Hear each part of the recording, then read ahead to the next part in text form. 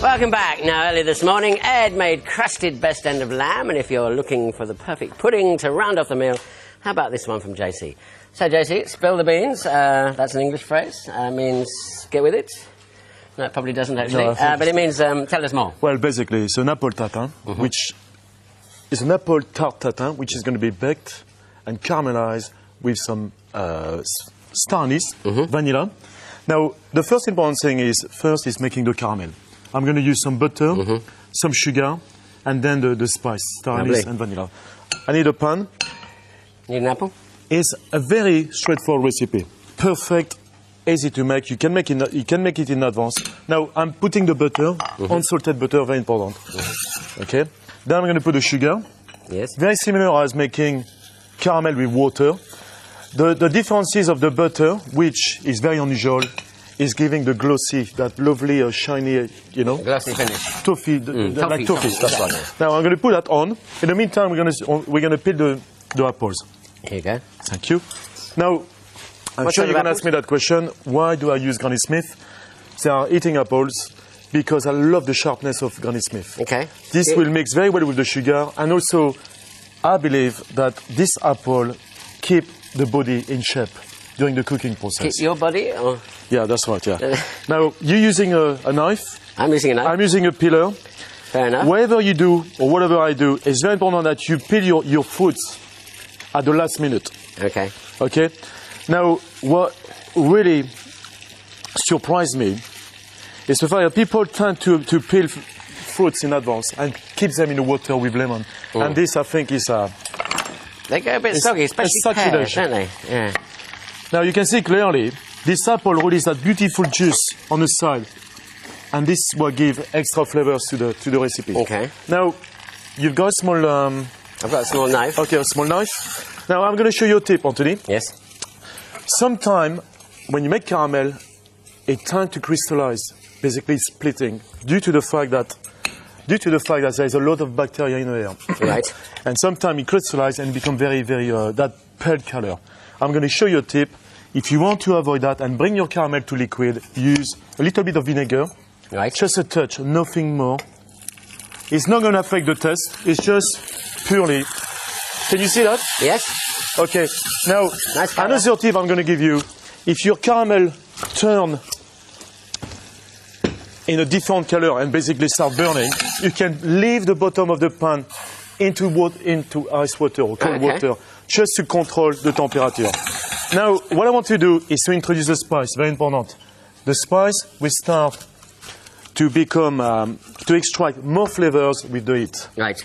Okay, now I'm going to open the vanilla, beautiful vanilla, nice and soft, full of seeds, ready to explode. I'm going to open that in two.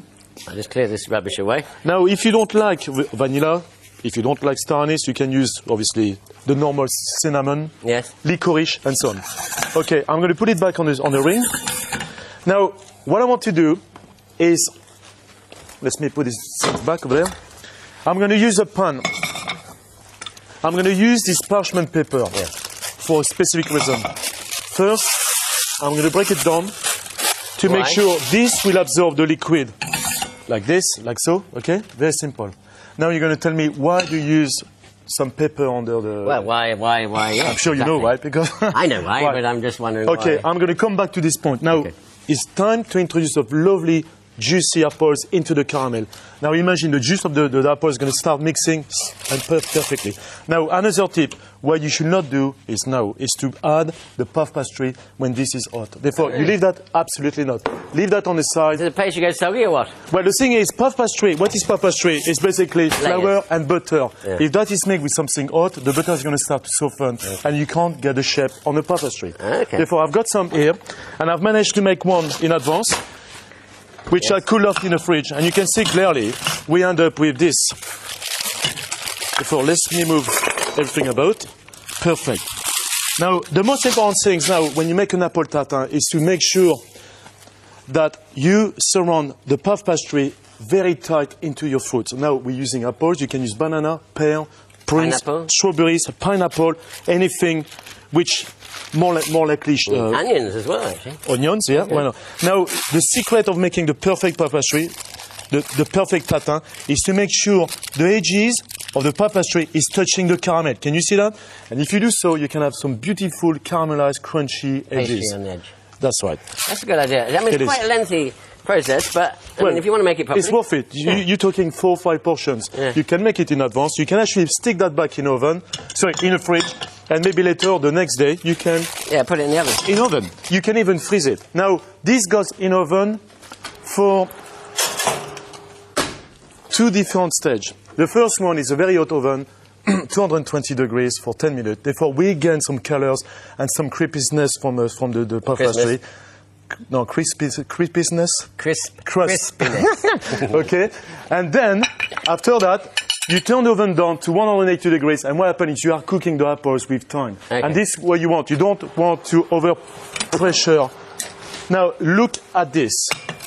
Look at this. The caramel has managed to color very well. The seeds are mixing correctly with the spice, the caramel, and so on. Now, the famous the famous parchment paper has one reason, is this one. If you don't want to burn yourself, that's what you have to do. Can you see that? Yeah, I saw that. That's safe. Oh, look at that. Absolutely. Now, I'm going to stick some caramel on the top. I'm going to put some icing sugar. Now, in France, what we tend to do is to put a little bit of Calvados, or some cognac, some whiskey, or whatever. Now, you can acknowledge very quickly, which is very important before I put the ice cream, is the edges which has been touching the caramel. Look at that, it's fantastic. The apples are nice and confit. Oh, look at that, it's real toffee. And the caramel is nice and it has that beautiful spice flavor. Now, I'm going to give you some ice cream. Yes. I've choose some caramel ice cream. I think it's a perfect combination, once again.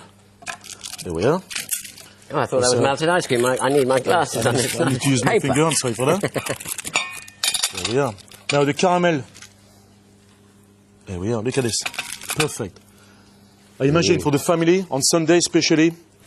And once again, as I said, you can make it in advance, put it back in oven at the last minute, and that's it. Voila. As they say, a perfect tart from Jean-Christophe. Perfect tart.